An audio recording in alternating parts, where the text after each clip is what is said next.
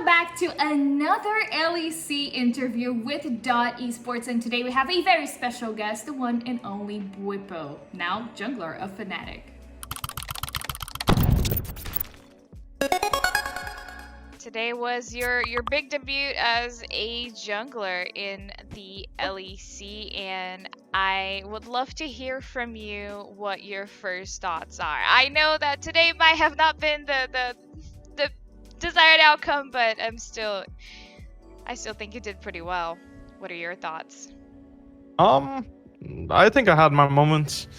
I don't think I played as well as I should have, and definitely with the advantage I had, I could have done a lot more. But for a first game, I think it's first jungle game. Sorry, it's First more than game okay. ever. I think I'm okay with this. I'm not satisfied, but I can accept that this was my performance, and definitely in terms of like early game, I think that. Our communication and like I showed up behind enemy bot tier 1 at like 4 minutes because my bot lane was like, maybe we can look, and I'm like, sure, let's have a try.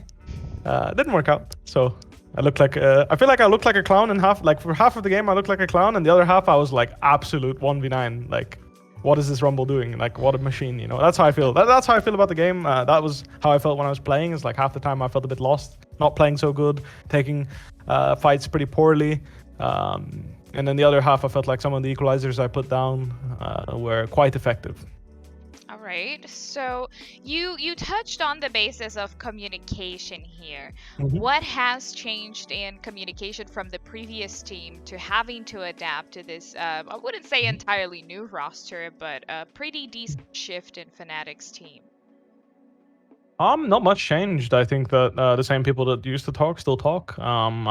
I think that in terms of communication, I don't notice as much of a difference, except for I think Adam is still getting used to communicating with us all and like letting us know. But I think in this game, he actually did a very good job of communicating when he needed help and when he had opportunities. So all things considered, I think it was a pretty solid game. At least early game, I felt like was pretty solid. Maybe 1 or 2 hiccups, and it's just about figuring out our mid game and making sure we don't get caught taking the poor fights that we did, and perhaps even cleaning up some of the execution of the fights, because I think that was also an issue in this particular game.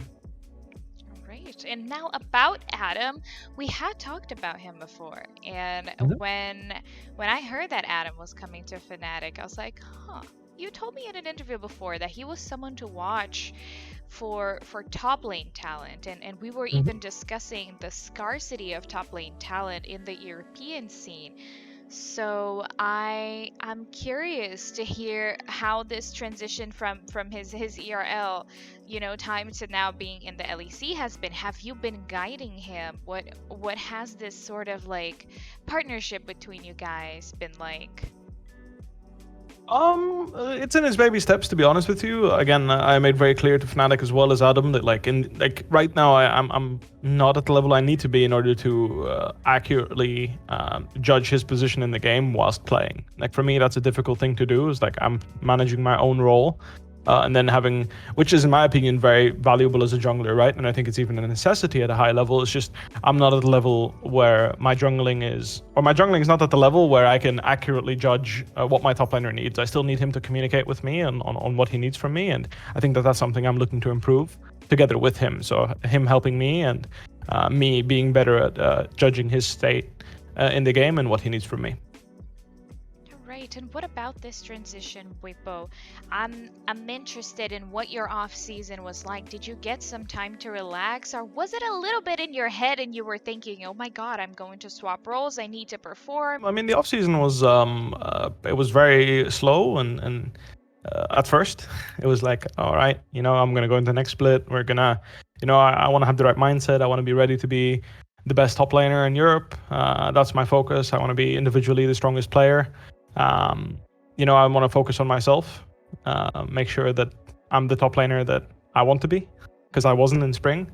And then halfway through the offseason, Fnatic decided to go after Adam, and I, obviously that means I'm not playing top lane, so that was a bit of a surprise, but I spoke with everyone as soon as that happened, and as soon as that move happened, halfway-ish through the offseason, about a week before we started practice, I immediately jumped into the jungle and tried to make the most out of it. And how has the transition been in terms of practice?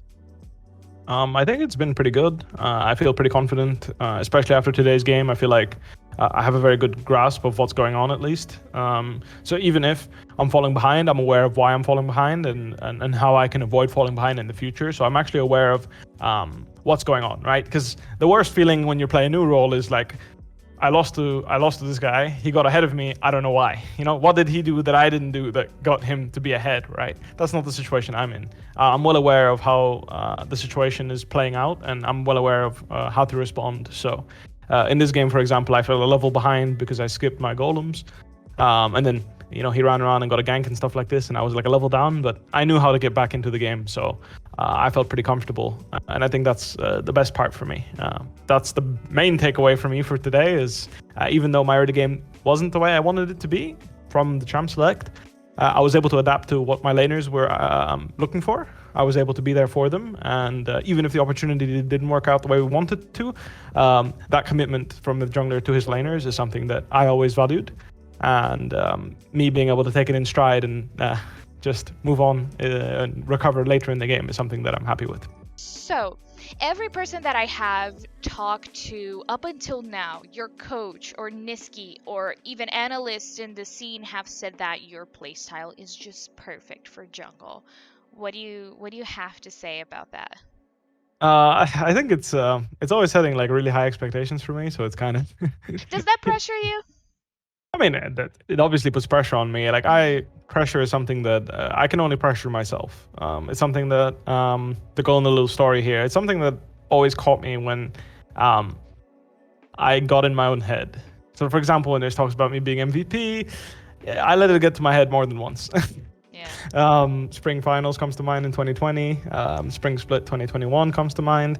And then I think it's really important that I stay level-headed, and that's why I don't really engage with these conversations of he's perfect for the jungle. I think I'm okay at jungling. I think I understand the role, and I know what it takes to win a game from jungle. I know how to get ahead from jungle. I know how to skirmish with my jungle champions, and that's plenty.